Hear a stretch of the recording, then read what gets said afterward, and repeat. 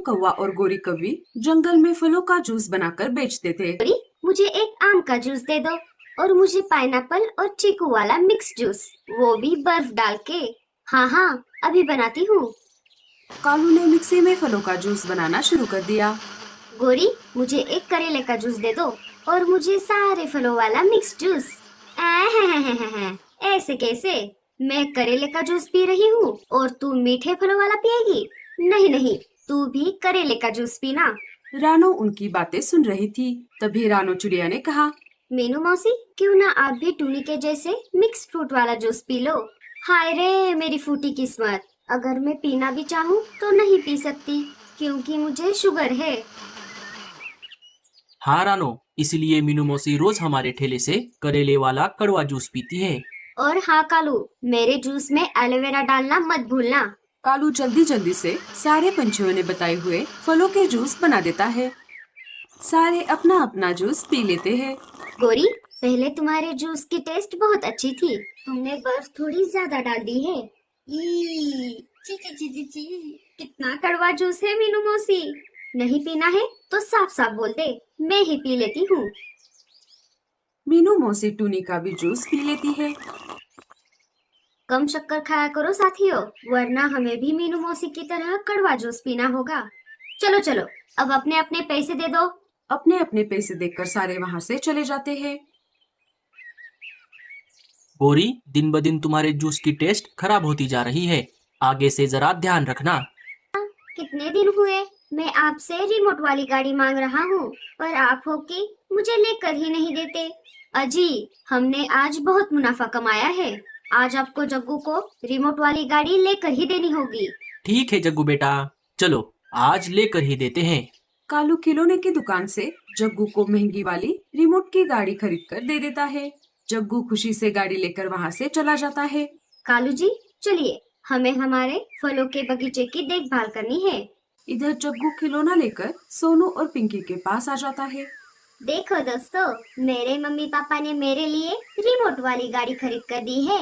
जग्गू वो कार चलाकर दिखाता है और जोर जोर से नाचने लगता है। ये देखा दोस्तों, कितनी अच्छी है ना मेरी गाड़ी। जग्गू, क्या तुम तुम्हारी गाड़ी हमें खेलने के लिए थोड़ी देर दे सकते हो?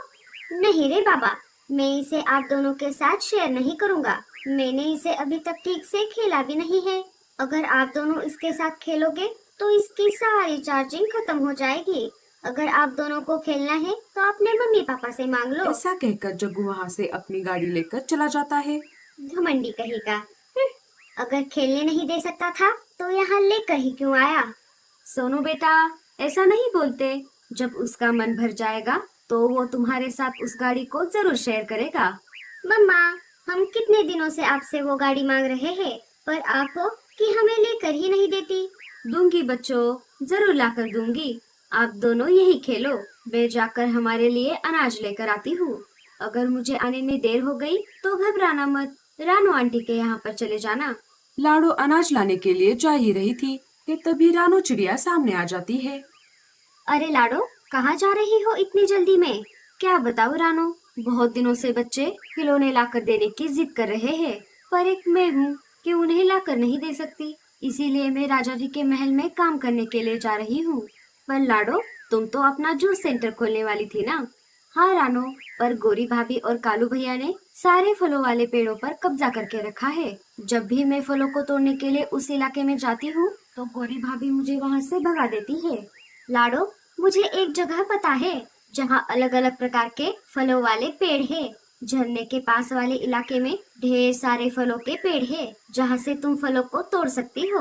अरे वाह, ये तो बहुत अच्छी बात है, मैं अभी जाकर देखती हूँ। ठीक है लाडो, चलो मैं चलती हूँ। लाडो झरने के पास जाने के लिए निकल पड़ी। वो वहाँ पर जाकर देखती है तो वहाँ बहुत सारे फलों के पेड़ थे। अरे वाह, यहाँ तो ढेर सारे फलों के पेड़ है, मैं इन्हीं से अपना जूस का सेंटर खोलूंगी। लाडो ऐसा बोल ही रही थी कि तभी उसे किसी के रोने की आवाज आने लगी। मेरा बंटी, मेरे बेटे, आंखें खोलो, ये तुम्हें क्या हो गया है? लाडो तितली के घर के पास आ जाती है। क्या हुआ, आप ऐसे रो क्यों रही हो? देखो ना, मेरा बेटा बंटी आंखें नहीं खोल रहा, पता नहीं इसे क्या हो गया है। रुको, मैं देखती हूँ। लाडो ने बंटी की नस चेक की तो उसने देखा बंटी के दिल की धड़कन अभी भी चल रही थी। चिंता वाली बात नहीं है, आपका बंटी बस बेहोश हो गया है। लगता है इसने किसी जहरीले फलों का रस पिया है। यही रुकिए, मैं अभी आती हूँ।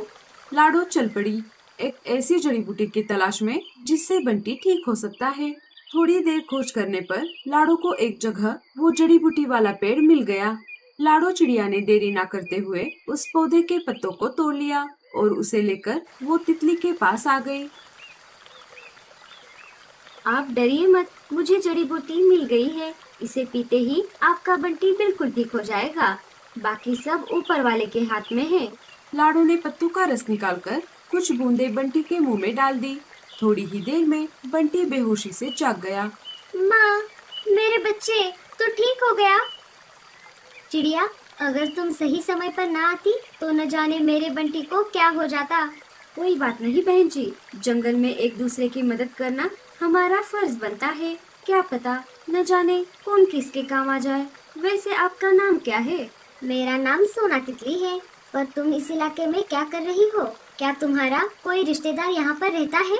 जी नहीं, दरअसल मैं यहाँ के फलों वाले पेड़ों को ढूंढ रही थी। मुझे मेरे जंगल में फ्रूट जूस वाला ठेला शुरू करना है। वो तो बहुत अच्छी बात है। अगर तुम्हें मेरी कोई जरूरत पड़े तो मेरे घर जरूर आना। ठीक है, अब मैं चलती हूँ। बच्चे घर पर मेरा इंतजार कर रहे होंगे। ऐसा कहकर लाडो वहाँ से अपने घर की ओर निकल पड़ी। वाह, एक तितली! मामा, हमें भी उनसे मिलना है। हमें भी बंटी से दोस्ती करनी है। हाँ हाँ, जरूर बच्चों।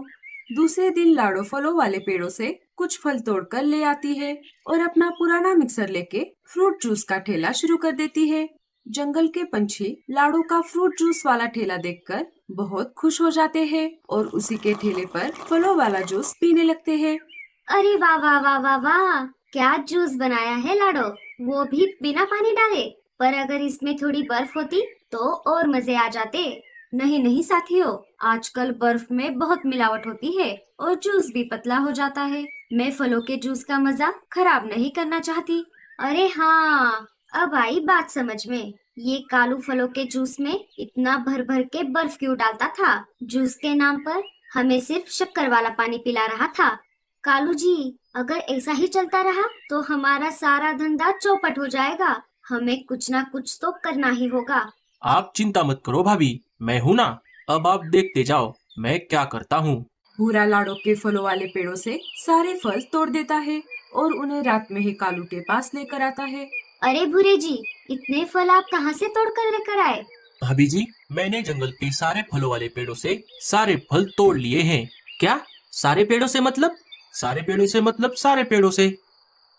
दूसरे दिन फल तोड़ने के लिए लाडो अपने पेड़ों के पास आ जाती है और देखती है तो क्या, किसी ने सारे फल पहले से ही तोड़ दिए थे। हे ऊपर वाले, ऐसा किसने किया होगा? ये सब करके किसी को क्या मिलने वाला था? तुम चिंता मत करो लाडो, ये मेरे पास कुछ जामुन के बीज है। इनके पेड़ कुछ ही दिनों में बड़े हो जाएंगे। आपका बहुत बहुत शुक्रिया तितली जी। लाडो उन बीजों को अपने घर के पास लगा देती है। कुछ ही दिनों में पेड़ उगकर बड़े हो जाते हैं। इधर दिन ब दिन कालू और गोरी के फल खत्म होने लगते हैं। देखो लाडो, सारे पेड़ों को कैसे जामुन लग रहे हैं। मुझे लगता था कि जामुन के पेड़ बहुत छोटे होते हैं, पर ये तो बाकी पेड़ों की तरह बहुत बड़े हैं। लाडो कुछ जामुन तोड़ लेती है और अपने फ्रूट जूस वाले ठेले पर आ जाती है। कालू जी, हमारे लालच की वजह से हमने हमारा धंधा चौपट कर दिया। हाँ गोरी, अब से हम ईमानदारी से हमारा ठेला चलाएंगे। लाडो पंछियों को अपना स्पेशल जामुन का जूस बनाकर पिलाने लगी।